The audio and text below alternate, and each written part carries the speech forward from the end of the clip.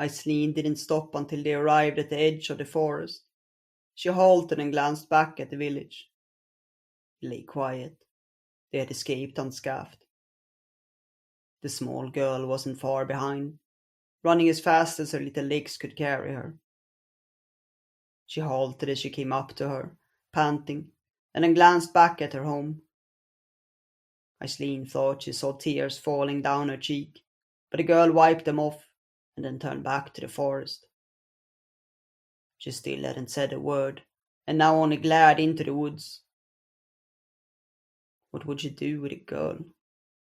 She would only slow her down. But it was too late for that now, and Aislin cast one last glance at the deserted village and then gestured for the girl to follow her. It was getting dark, and they needed to find somewhere to stay for the night, but they still had to get further away from the village before other raiders found it. She glanced at the girl pressing along next to her. She was staring intently ahead of her, with her small legs fiercely pushing through the brushwood. She should say something, give the girl comfort, but nothing came to mind, and she continued in silence. They stopped when the sun was almost down, and they were far enough from the village to be safe for the night. Aislin slumped down against a tree and took out the food they'd found in the girl's hut. She handed her a piece of bread, and the girl snatched it without a word and gobbled it down. "What's your name?" Aislin signed to her, but the girl only glared back.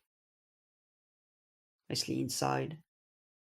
Maybe she would regret taking the girl with her, but she would have to deal with that later.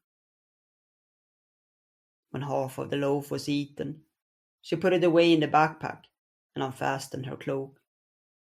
The girl was poorly dressed, and she wouldn't survive long without new garments. They would have to find another raided village, and hope for luck to be on their side. She gestured for the girl to come closer, and to her surprise, she did so without a word, and lay down next to her.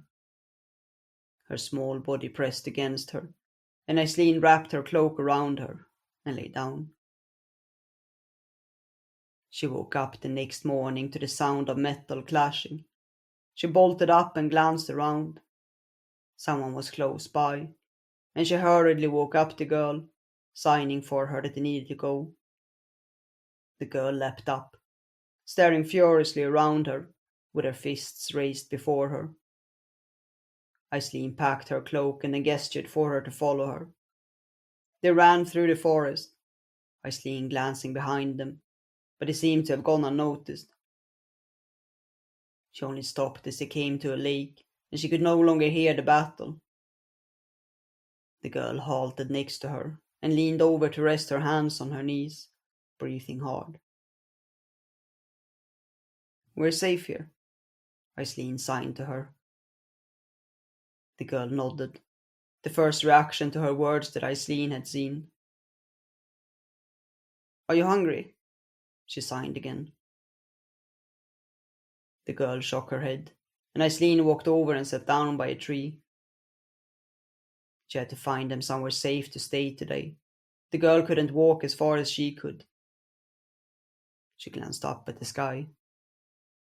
And shelter. The winter was almost upon them, and if they didn't find anything in the coming weeks, it might be too late. The girl wouldn't survive the cold. The girl suddenly got up, and without a sign or word, walked into the forest. "Hey, come back!" Aislin called out. She scrambled up. What was she doing? The girl ignored her and continued walking, scanning the ground. After a while, she stopped and squatted down, and Aislin halted next to her. "We need to go back," she signed. "It's not safe here."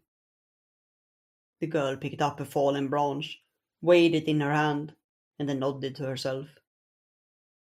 What was she? Another glance, and she picked up a smaller branch and held it out to examine. When she was satisfied, she turned to Aislin and mimicked, rather than signed, how she was throwing it. You are making a spear? Aislin asked, surprised. The girl nodded, and then stuck out her hand, palm up. What do you need? Aislin signed. The girl once again mimicked throwing the spear, then pointed at the end of the stick and held out her hand. You need a knife to sharpen it? Aislin asked. The girl nodded, and Aislin took her knife from her belt and handed it to her. The girl made the quickest of signs for thank you, and then ran back to the lake. Aislin stared at her, then shook her head and followed. The girl was sitting on the ground, the knife in her hand, and carving the stick as she came back. Aislin sat down against a tree, watching her. What a strange girl. She still hadn't voiced a word in their time together, not even a complaint, but she seemed just as crafty as you would have expected of the Karashis. When the girl was finished, she put the end of the stick into a notch she carved into the smaller stick and launched it into the air. It flew wide and landed tip first in the soil with a thump. Satisfied, the girl ran to pick it up and then returned and sat down on the ground, staring out over the lake. Who had she picked up in that village?